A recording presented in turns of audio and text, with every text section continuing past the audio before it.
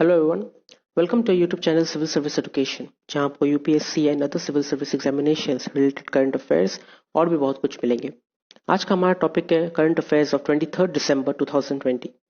Video के आखिर में एक मोटिवेशनल कोट भी दिया गया है जो आप जरूर देखें, जो आपके फ्यूचर को ब्राइट और गोल्स को अचीव करने में हेल्प करेगी। Number 1, 20 passengers from UK test positive. Stringent SOPs kick in. At least 20 passengers flying into India from the United Kingdom tested positive for COVID-19 on Tuesday as the government issued stringent standard operating procedures mandating RT-PCR test at all airports for each traveler from the country and isolation at a separate institutional facility for positive cases in view of the new coronavirus strain. So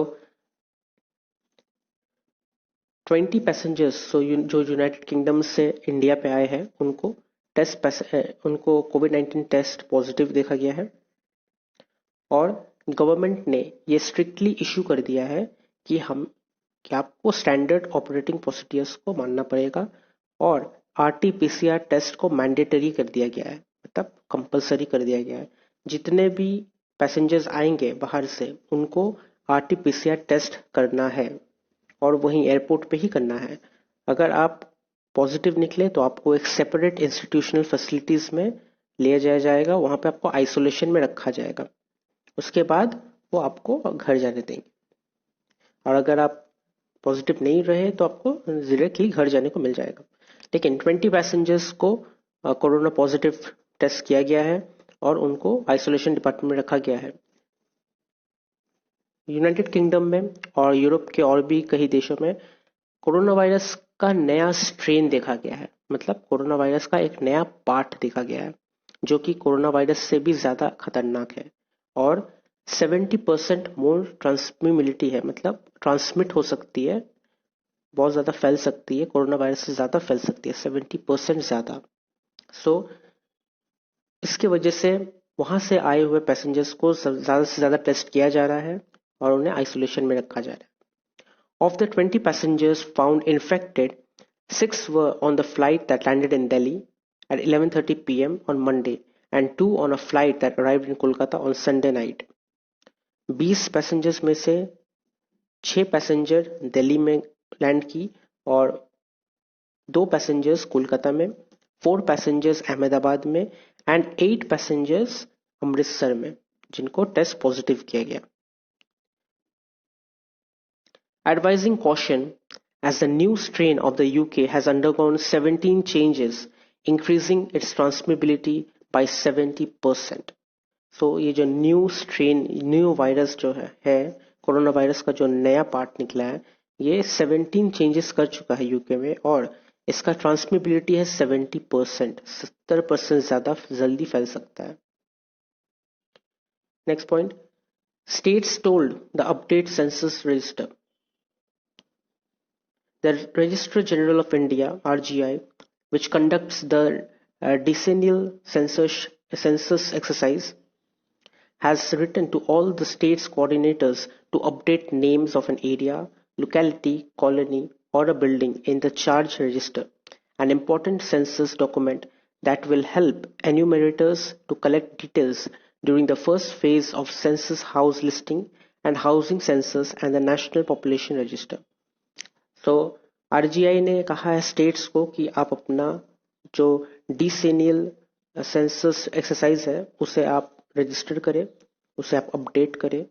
तो state coordinators को ये कहा गया है कि जो areas के जो नेम चेंज होते हैं, कोई कुछ एरिया के नेम चेंज किया जाता है, तो अगर आपने कभी नेम चेंज किया है तो उसे अपडेट करना पड़ेगा। लोकेलिटी का नेम चेंज किया गया है तो उसे भी अपडेट करना पड़ेगा। कॉलोनी और बिल्डिंग का नेम चेंज किया गया है तो उसे भी अपडेट करना पड़ेगा। तो ये सब चार्ज रजिस्टर में करना पड़ेगा। उसके बाद सेंसस हाउस लिस्टिंग और हाउसिंग सेंसस के अंदर में ये सब डिटेल्स को क्लैरिफाई करना पड़ेगा एंड नेशनल पॉपुलेशन रजिस्टर में ये करना पड़ेगा कि ये सिटीज में पॉपुलेशन कितनी बड़ी है, जो कि डिसेनियल सेंसस होती है, मतलब डिकेड में एक बार होती है, 10 सालों में। तो ये रजिस्ट्रेशन करने के लिए स्टेट्स को कहा गया है। While the dates of the first phase of census initially to be rolled out in some states on April 1st has not been finalized. This letter may be an indication to start the exercise that was postponed indefinitely due to COVID-19 pandemic. So phase 1 कब start होगा ये कोई date fix नहीं किया गया है, लेकिन कुछ कुछ स्टेट्स में अप्रैल 1 से किया जाएगा. जहां जहां पहले बात हो गई थी और कोरोना वायरस की वजह से पोस्टपोन हो गई थी, वहां पे अप्रैल 1 स्टार्ट हो जाएगा. बाकी के स्टेटों को भी लेटर जल्दी मिल जाएगा. Next point, health data shows India does not need a two-child policy. The latest data from the National Family Health Survey 5 provides evidence of an uptake in the use of modern contraceptives in rural and urban areas, an improvement in family planning demands being met, and a decline in the average number of children born by women, and prove that country's population is establishing a fear over population explosion and calls for two-child policy are misguided, said expert. So, national family health survey के data से ये देखा जा रहा है कि modern contraceptive जो use किया जाता था एविडेंस के हिसाब से रूरल और अर्बन एरियाज में, ये देखा जा रहा है कि फैमिली प्लानिंग का जो डिमांड है वो मिट हो रहा है, सही हो रहा है. और जो average number of children born हो रहे हैं, जो एवरेज नंबर ऑफ चिल्ड्रन पैदा हो रहे हैं, वो कम हो रहा है, वो कम हो चुका है. सो ये प्रूफ करता है कि कंट्री का पॉपुलेशन स्टेबलाइज है, कंट्री का पॉपुलेशन ठीक है, कोई ज्यादा एक्स्ट्रा पॉपुलेशन नहीं बढ़ रहा है, पॉपुलेशन सही है. सो टू चाइल्ड पॉलिसी जो कहा गया था, सिर्फ हर पेरेंट्स 2 चाइल्ड ले सकते हैं, ये जो पॉलिसी किया गया था ये मिसगाइडेड है, ये अप्लाई नहीं किया जाएगा. Prime Minister Narendra Modi during his Independence Day speech in 2019 appealed to the country that population control was form of patriotism. तो प्राइम मिनिस्टर नरेंद्र मोदी ने कहा था कि पॉपुलेशन को कंट्रोल करना पेट्रियोटिज्म के जैसा है. Months later, the Niti Aayog called various stakeholders for a national level consultation on the issue, which was subsequently cancelled following media glare on it. So, NITI Aayog ने भी स्टेक होल्डर्स को लेकर national level का consultation किया था ये issue को लेकर कि कैसे पॉपुलेशन एक्सप्लोजन को रोका जाए, लेकिन वो भी कैंसिल हो चुका था. तो इन 2020 the PM spoke about likely decision on revising the age of marriage of women, which many stakeholders view as an indirect attempt at controlling the population size. तो 2020 में प्राइम मिनिस्टर ने एक डिसीजन लिया कि लड़कियों के शादी का उम्र जो होता है चेंज कर दिया जाए. मतलब 18 ईयर्स के बाद होता था 21 ईयर्स किया गया था, 21 ईयर्स को भी चेंज किया जाए और थोड़ा बढ़ाया जाए. तब क्या होगा, बहुत जल्दी पॉपुलेशन नहीं बढ़ेगा. तो ये डायरेक्टली मेजर नहीं लिया गया था, ये इनडायरेक्ट अटेम्प्ट किया गया था. सो पॉपुलेशन कंट्रोल के लिए बहुत सारे मेथड्स यूज की जा रही है, लेकिन उनमें से टू चाइल्ड पॉलिसी मेथड फिलहाल यूज नहीं की जाएगी. Next point, no appetite in rural India for paid vaccines. Less than half, 44%, the respondent to a survey of rural households were willing to pay for vaccination against COVID-19, while 36% said outright that they would not pay for it. So, less than half, half से कम लोग, 44% लोगों ने ये कहा कि वो लोग vaccine के लिए पे करेंगे पैसे. रूरल हाउसहोल्ड के लोगों ने ये कहा कि वैक्सीन अगर उनको लेना है और पैसे पे करना पड़ेगा तो वो करेंगे. 36% ने डायरेक्ट कह दिया कि नहीं, हम लोग नहीं करेंगे, हम लोग पे नहीं करेंगे. Conducted by Gao Connection, a rural media platform, the COVID-19 Vaccine and Rural India survey has conducted across 60 districts in 16 states and 1 union territory with a sample size of 6,040 households. The researchers conducted face-to-face interviews with the respondents on the perception of rural India around the vaccine. So, ये जो सर्वे किया गया है ये गांव connection की तरफ से किया गया है, जो कि रूरल मीडिया प्लेटफॉर्म है. इनका सर्वे का नाम था कोविड-19 वैक्सीन एंड रूरल इंडिया, और इन्होंने 60 डिस्ट्रिक्ट पे ये सर्वे को कंडक्ट किया, 16 स्टेट और 1 यूनियन टेरिटरी में, जो होल्ड करता है 6,040 हाउस होल्ड्स. यहाँ पे उन लोगों ने रिसर्च किया ये जानने के लिए कि रूरल इंडिया का परसेप्शन क्या है, उनका थिंकिंग क्या है वैक्सीन के बारे में. Since affordability is a big issue in rural areas, respondents were asked if they hypothetically had to pay ₹1,000 for 2 doses of vaccine, then who would get vaccinated first in the family. तो जैसे कि rural areas में vaccine afford करना या फिर कुछ भी afford करना बहुत ज़्यादा इश्यू हो जाता है क्योंकि उनके पास ज़्यादा पैसे नहीं होते, तो उनको सिर्फ ये कहा गया, पूछा गया कि अगर अगर आपको 2 डोज वैक्सीन के लिए ₹1,000 पे करना पड़े, तो आप सबसे पहले किसको चाहेंगे वैक्सीन देना अपने घर पे. तो 33% ने कहा कि हम लोग अपने ओल्ड पेरेंट्स को ही चाहेंगे कि उन्हें वैक्सीनेशन मिले. तो 44% ने कहा है कि दे विल पे एंड 36% ने कहा दे विल नॉट पे. Japan India concur on defense issue, exchanging views on regional situation including the East China Sea and the South China Sea. In the light of the current events, defense ministers of India and Japan on Tuesday concurred in sending a clear message that they strongly oppose any attempts to unilaterally change the status quo by coercion or any activities that escalate tension, Japanese Ministry of Defense said in a statement. So Japan और India ने मिलके एक statement किया और उन्होंने ये clear कर message दे दिया कि ईस्ट चाइना सी और साउथ चाइना सी में जो ये एरिया पे जो स्टेटस क्वो है ये नॉर्मल रहे, इसमें कोई चेंजेस ना आए और यहाँ पे कोई टेंशन क्रिएट ना हो.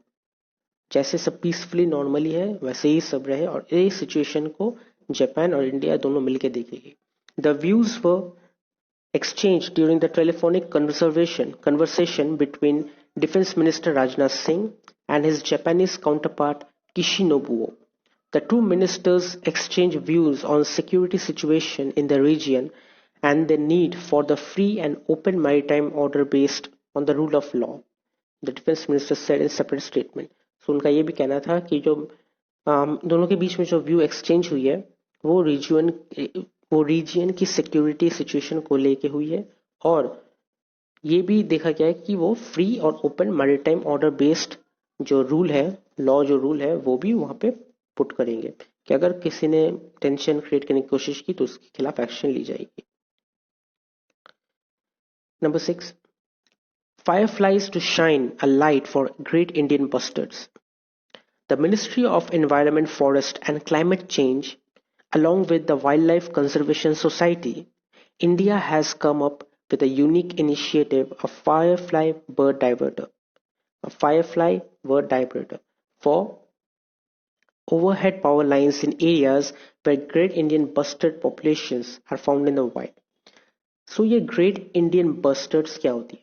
Great Indian bustards एक टाइप के बर्ड है जो इंडिया में पाई जाती है और ये बर्ड इंडिया में अभी बहुत ज़्यादा नहीं देखी जाती लेकिन वो बहुत कम हो रही है. सो इसके सिर्फ 150 बर्ड बाकी है वाइल्ड में, सिर्फ 150 बर्ड या उससे भी कम बर्ड्स बचे हुए हैं. ग्रेट इंडियन बस्टर्ड सिर्फ 150 बची हुई है.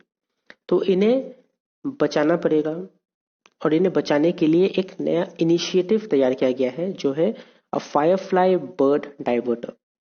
फायरफ्लाई क्या होता है? जो फायरफ्लाई होते हैं वो इंसेक्ट होते हैं जो रात को जलबुझ करते हैं, जो रोशनी करते हैं, तो वो है Firefly bird diverter.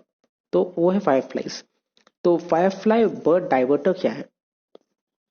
Great Indian busters fireflies को देख के दूर भागती है. सो उनकी क्या जरूरत है? A report by the ministry submitted to the National Green Tribunal in 2019 pointed out that power lines, especially high voltage transmission lines with the multiple overhead wires, are the most important current threat for Great Indian bustards in the Thar region and are causing unsustainably high mortality in about 15% of the population. So, ये report ministry को दिया गया था और submitted किया गया था national green tribunal को. ये सबमिट किया गया था मिनिस्ट्री की तरफ से कि जो हाई वोल्टेज पावर लाइंस होती है, तो आपने देखा होगा थार रीजन में या कोई भी रीजन में बहुत बड़े बड़े तार पावर लाइन होते हैं जिससे पूरा पावर कनेक्शंस दिया जाता है पूरे सिटीज को. तो बहुत ऊंचे ऊंचे टावर्स में जो पावर लाइंस होते हैं, वो जो वायर्स होते हैं वो वायर्स में बहुत ज़्यादा हाई वोल्टेज करंट होता है. जैसे कोई इंसान भी छुएगा तो इंस्टेंट डेथ हो जाएगी। तो वो पावर लाइन पे जब ये ग्रेट इंडियन बस्टर्स बर्ड्स लोग बैठते हैं तो उनकी भी मौत हो जाती है। सो ये देखा गया है कि 15% उनकी पॉपुलेशन में 15% डेथ इसके वजह से ही हुआ है, पावर लाइन के वजह से ही हुआ है। सो इसे कैसे रोका जा सके? तो जैसे कहा कि फायर फ्लाइज को देख के भागती है, तो फायर फ्लाइज के जैसे जो छोटी छोटी लाइट्स होती है, जो छोटी छोटी लाइट होती है, तो उससे वो पावर लाइन पे लगाई जाएगी और रात तो को वो लाइट जलबुझ करेगी, तो ऐसा लगेगा कि वो फायर फ्लाइज है। तो ग्रेट इंडियन बस्टर्ड बर्ड उसके करीब भी नहीं जाएगी। तो अगर ऐसा किया जाए तो वो बर्ड्स वो पावर लाइन पर नहीं बैठेगी, उन्हें लगेगा कि वो फायर फ्लाइज है, और दिन के वक्त तो वो लोग बैठती भी नहीं है। सो इससे उनकी जो पॉपुलेशन है वो कंजर्व होगी, उन्हें कंजर्वेशन किया जा सकता है। The supreme court of India in a recent hearing directed that power lines in Great Indian Bustard landscapes should be placed underground. So supreme court of India ने जब ये बातचीत देखी, जब उन्होंने ये प्रॉब्लम को जब उन्होंने सुना, तो उन्होंने ये कहा कि वो रीजियन में जहाँ पे ग्रेट इंडियन बस्टर्ड है, वो रीजियन में पावर लाइन जो है वो उसे अंडरग्राउंड कर दिया जाए, उसे ऊपर ना रख के अंडरग्राउंड कर दिया जाए। तो expert said that the innovative firefly diverter installation could serve as alternative means to species conservation. So expert ने कहा कि जो हम लोग कर रहे हैं फायरफ्लाई डाइवर्टर्स, ये तब तक के लिए एक इनोवेटिव इनोवेटिव तरीका होगा, एक नया तरीका होगा जो एज ऑल्टरनेटिव काम करेगा। जब तक सुप्रीम कोर्ट ने जो कहा है कि अंडरग्राउंड कर दिया जाए, अगर जब तक तब वो नहीं होता, तब तक ये वाला ऑल्टरनेटिव काम करेगा। Expert says only two districts in Rajasthan, Jaisalmer and Barmer, have a breeding GIB population in the world. तो सबसे ज्यादा ग्रेट इंडियन बस्टर्ड्स राजस्थान के दो डिस्ट्रिक्ट में पाई जाती है, जैसलमेर एंड बाड़मेर में। The bird can also be found in very small numbers in Gujarat, Madhya Pradesh, Karnataka, Maharashtra and Andhra Pradesh. ये बर्ड गुजरात, मध्य प्रदेश, कर्नाटका, महाराष्ट्र, आंध्र प्रदेश में पाई जाती है, लेकिन बहुत कम पैमाने में। सबसे ज्यादा पाई जाती है जैसलमेर और बाड़मेर में। Western Ghats home to 3,387 leopards. Kerala has 650 leopards stealthily roaming its tiger reserves. Leopard क्या होते हैं? लेपर्ड भी टाइगर के जैसे ही होती है, एक वाइल्ड कैट है, लेकिन वो लोग बहुत ज्यादा स्टेल्थी होते हैं और टाइगर से भी थोड़े छोटे होते हैं, और वो लोग पेड़ पे भी चढ़ सकते हैं। तो लेपर्ड भी टाइगर के कंजर्वेशन की तरफ ही आता है। टाइगर जैसे कि अभी बहुत कम बचे हुए हैं, तो टाइगर को बहुत ज्यादा प्रिजर्व किया जाता है, तो वैसे ही लेपर्ड्स को भी बहुत ज्यादा प्रिजर्व किया जा रहा है, क्योंकि इंडिया में इतने लेपर्ड है तो बाहर में बहुत ज्यादा लेपर्ड्स नहीं मिलते। वेस्टर्न घाट्स में 3,387 लेपर्ड्स को देखा गया है। सो केरला में 650 लेपर्ड्स हैं। The states leopard population is the third highest in the Western Ghat region. Kerala के लेपर्ड थर्ड हाईएस्ट है, 650 थर्ड हाईएस्ट। नंबर 1 में है Karnataka with 1,783 leopards, followed by Tamil Nadu with 868 leopards according to the status of leopards in India 2018 report, और गोवा में 86 leopard पाए जाते हैं। The Western Ghats region is home to 3,387 leopards against the India's population of 12,852, says the report released recently by the Ministry of Environment, Forest and Climate Change. Next, put the farm laws on hold, uphold farmers' right. The Supreme Court recent suggestion to form a joint panel to look into the demands of the agitating farmers have given a breather to the government, although such an offer, made official at the outset, was rejected by the farmers group as a dilly-dallying tactic. तो supreme court ने suggestion दिया था कि वो लोग एक joint panel तैयार करेगी जो फार्मर्स की डिमांड के ऊपर नजर रखेगी, उनकी डिमांड को सुनेगी। ये गवर्नमेंट के लिए थोड़ा अच्छा हुआ था। गवर्नमेंट ने कहा था चलो ये थोड़ा सा हम लोगों को ब्रीथ करने का मौका मिलेगा, लेकिन फार्मर्स ने वो ऑफर को भी नकार दिया। और उन्होंने कहा ये उनका सिर्फ एक डिली डालिंग टैक्टिक है, मतलब रोज का नया नाटक है, रोज का नया नौटंकी है, सिर्फ हमारे डिमांड को पीछे करने के लिए. Farmers' representatives see a moral victory in the Supreme Court's observation in in that the top court did not outright reject their demands on the right to protest. So farmers के लिए ये एक जीत थी कि सुप्रीम कोर्ट ने directly उनके demand को reject नहीं किया और वो जो प्रोटेस्ट कर रहे हैं, जो उनका राइट है, जो उनका हक है, उसे भी उन्होंने नहीं रोका. तो ये फार्मर्स के लिए एक मॉरल विक्ट्री थी. Agriculture producers are demanding a total repeal of the new reforms-oriented laws that provide from setting up private market outside the designated mandis, allow contract farming without government regulations, and also lift stockholding limits for farm produce. So, ये agriculture producers जो है वो ये reform, ये law के against क्यों जा रहे हैं? सो वो लोग ये लॉ के अगेंस्ट इसलिए जा रहे हैं क्योंकि वो लॉ में ये लिखा हुआ है, ये वो लॉ के आधार पे ये बोला गया है कि जो मंडीज होती है जहाँ पे फार्मर्स जाके अपने प्रोडक्ट्स को बेचते हैं, वहाँ पे प्राइवेट मार्केट्स कर दी जाएगी. और प्राइवेट मार्केट करने से क्या होगा, ये पूरी कंट्रोल गवर्नमेंट के ऊपर चली जाएगी और फार्मर्स जो एमएसपी पे, जो मिनिमम सेल प्राइस में बेचते थे अपने प्रोडक्ट को, शायद वो प्राइस पे नहीं बेच सकते, उससे कम में भी बिक जा सकता है क्योंकि वो प्राइवेट हो जाएगा, तब उनको ज्यादा पैसे नहीं मिलेंगे. और दूसरी ये है कि कॉन्ट्रैक्ट फार्मिंग को अलाउ कर दिया गया है गवर्नमेंट रेगुलेशन के without government regulation contract farming को अलाउ किया गया है. कॉन्ट्रैक्ट फार्मिंग क्या होता है? कॉन्ट्रैक्ट फार्मिंग मतलब जो बड़े बड़े जमींदार होते हैं वो फार्मर्स को एक कॉन्ट्रैक्ट बेसिस पे लेते हैं. मतलब आप 6 महीने मेरे यहाँ काम करेंगे और सिर्फ मेरे यहाँ ही काम करेंगे, और जब आपके काम हो जाएंगे आपको जाने का मौका दे दिया जाएगा. तो वो 6 महीने वो सिर्फ वहीं पे काम करने जाएंगे और कहीं और काम नहीं कर सकते. फार्मर्स तो ऐसे नहीं करते ना, फार्मर्स को जहाँ काम मिलता है वो लोग वहीं कर लेते काम, क्योंकि उन्हें पैसों की जरूरत होती है. अगर कॉन्ट्रैक्ट फार्मिंग की जाए तो उनके लिए ये टाइम वेस्ट हो सकता है.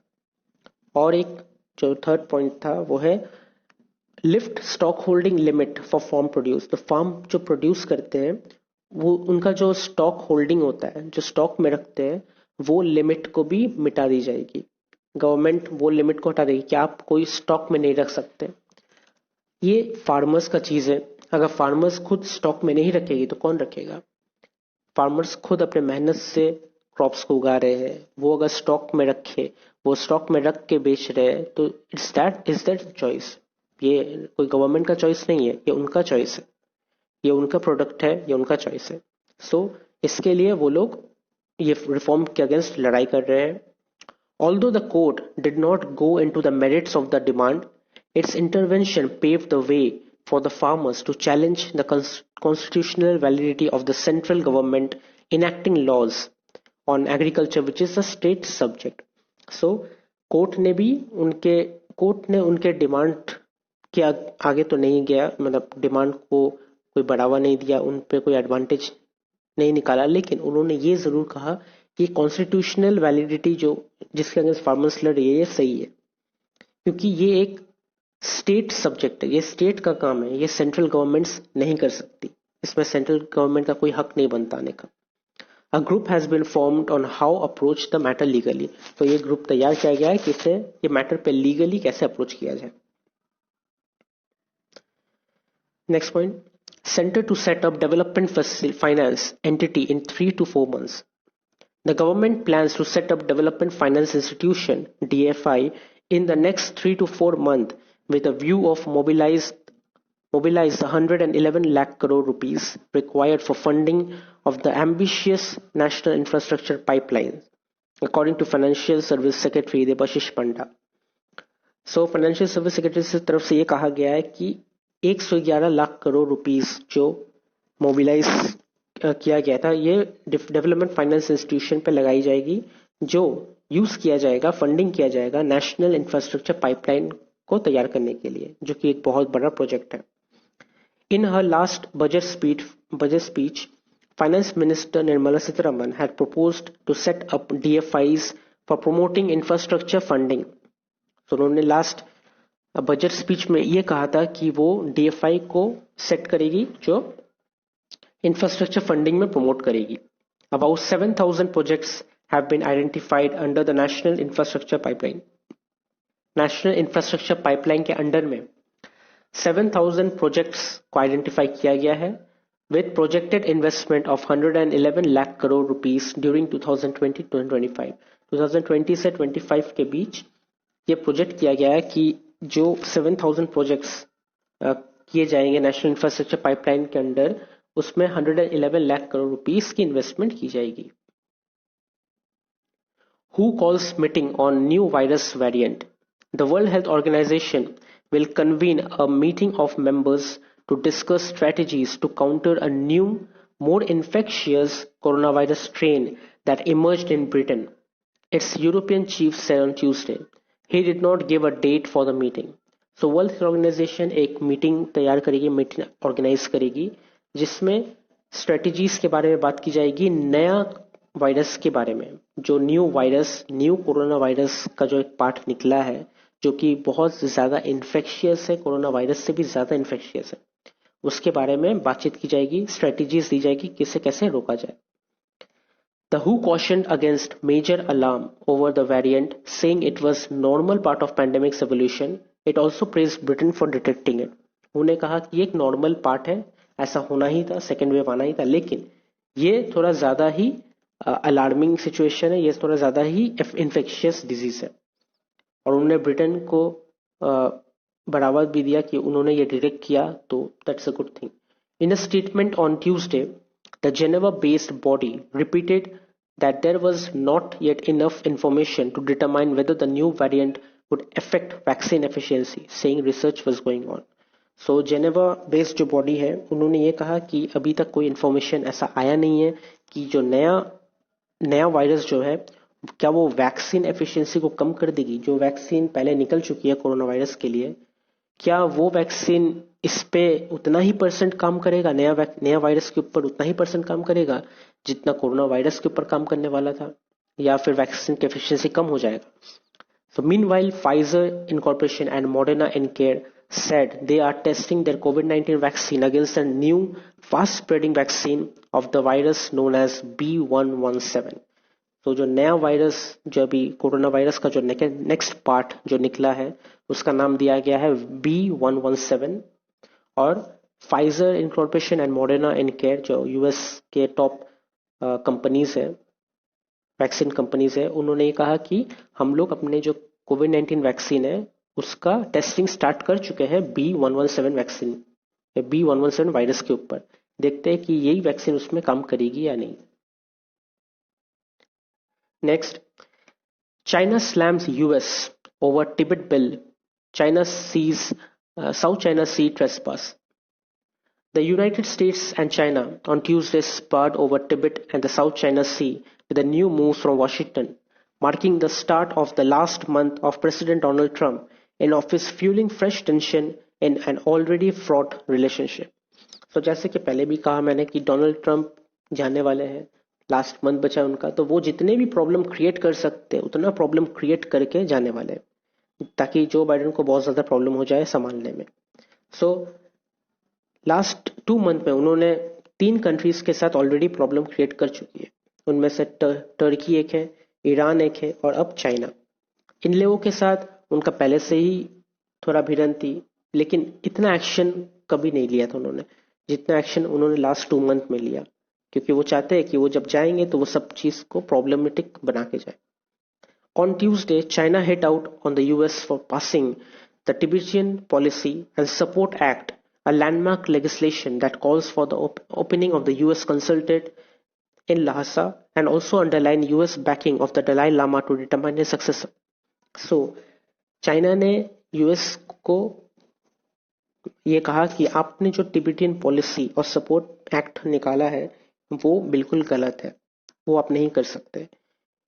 उसके आधार पे एक लेजिस्लेशन खोला गया है, यूएस कंसल्टेट ओपन किया गया है लहासा पे, और ये भी अंडरलाइन किया गया कि यूएस बैक कर रही है दलाई लामा के अगले सक्सेसर का. दलाई लामा के बाद जो सक्सेसर होगी वो लोग वो यूएस बैकिंग में होगी, यूएस चूज करेगी। सो इन पे तो ये एक्ट के ऊपर चाइना बहुत ज्यादा गुस्से हो गई थी। उन्होंने कहा कि the act said such decision should be made by appropriate religious authorities with in the Tibetan Buddhist tradition. तो चाइना का ये कहना है कि ये दलाई लामा का जो सक्सेसर को चूज करने का बात है या बैकिंग करने का बात है, ये यूएस नहीं कर सकती। ये रिलीजियस इश्यूज है और ये रिलीजियस अथॉरिटीज जो टिबेटियन बुद्धिस्ट ट्रेडिशन का जो हेड है वो लोग ही इसे डिसाइड कर सकते हैं। With the wishes of the 14th Dalai Lama playing a determinative role and described interference in the succession by China as a clear violation of the fundamental religious freedoms for Tibetan Buddhists and Tibetan people. So उनका ये भी कहना था कि ये जो interference किया जा रहा है यूएस की तरफ से, ये टिबेटियन बुद्धिस्ट और टिबेटियन पीपल के लिए एक वायोलेशन है जो उनकी रिलीजियस फ्रीडम्स को ले लिया जा रहा है। सो इसके अगेंस्ट चाइना आवाज उठा रही है यूएस के खिलाफ। नेक्स्ट इज इंपॉर्टेंट डेज, और 23 दिसंबर का इंपॉर्टेंट डे है किसान दिवस, national farmers day. And last but not the least is today's quote, और आज का मोटिवेशनल कोट है, never let success get to your head and never let failure get to your heart. ये बहुत ही important coat है, ये बहुत ही important है क्योंकि इससे ही आपके सक्सेस और फेलियर के बारे में पता चलता है। अगर आप सक्सेस हो जाते हो तो आप उसे अपने सर पे मत चढ़ा लेना कि आप सक्सेस हो गए, आपको सब कुछ मिल गया, आप बिंदास लाइफ स्पेंड करोगे। नहीं, ऐसा कभी नहीं होता है। अगर आपको सक्सेस मिल गया तो आप उसे सर पे मत चढ़ाइएगा। सक्सेस को हमेशा बनाए रखना। ये नहीं कि आपको सक्सेस मिल गया, आप बैठ के काम करोगे और कुछ नहीं है आपके पास करने के लिए, अब आप सिर्फ लाइफ को स्पेंड करोगे, मजे लोगे। नहीं, हमेशा अपने काम को काम की तरह करना और सक्सेस को सर पे चढ़ने मत देना। बहुत कोई ऐसे हुए हैं सक्सेस को सर पे चढ़ाने की वजह से वो फिर से नीचे गिर गए, सक्सेस चली गई उनके हाथों से, ऐसे बहुत बार हुआ है। सो सक्सेस को कभी भी सर पे मत लेना और फेलियर को कभी भी दिल पे मत लेना। आप फेल होते हो, कोई बात नहीं। अगर आप फेल हो गए और आपने दिल पे ले लिया कि मैं फेल हो गया, अब मैं नहीं कर सकता, तो इससे क्या होगा, इससे आप टोटली फेल हो जाओगे। फिर आपके पास सक्सेस होने के लिए और ज्यादा जज्बा नहीं बचेगा। तो फेलियर को दिल पे मत लेना। फेलियर हो गए हो, कोई बात नहीं, फेलियर से सीख रहे हो आप। फेलियर से आप हार नहीं रहे हो, फेलियर से सीख रहे हो। फेलियर से सीख के आप सक्सेस के लिए और ज्यादा मेहनत कर रहे हो, तब जाके आपको सक्सेस मिल रहा है। सो सक्सेस को सर पे चढ़ने मत देना और फेलियर को दिल पे आने मत देना। सो अगर आपने ये दो चीज को मेंटेन कर लिया तो फिर आप हमेशा सक्सेसफुल रहोगे। तो अगर आपको वीडियो अच्छी लगी तो आप इसे लाइक कीजिए, शेयर कीजिए, कमेंट कीजिए और सब्सक्राइब जरूर कीजिए। Thank you.